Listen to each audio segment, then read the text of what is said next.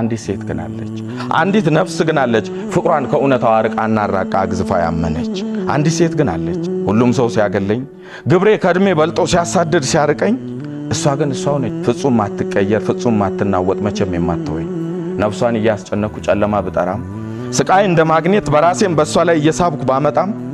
ይገርማል ለሷ ግን ጨዋነኝ መቼም አላጠፋም ለእናቴ ንጹህ ነኝ እንከን የማይወጣኝ በሆነው ባልሆነው ስሜን ቢያነሱ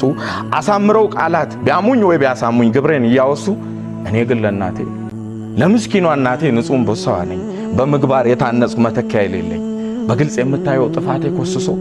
በእናትነት ፍቅሯ ካይን ከልቧ አንሶ መሴ በኔ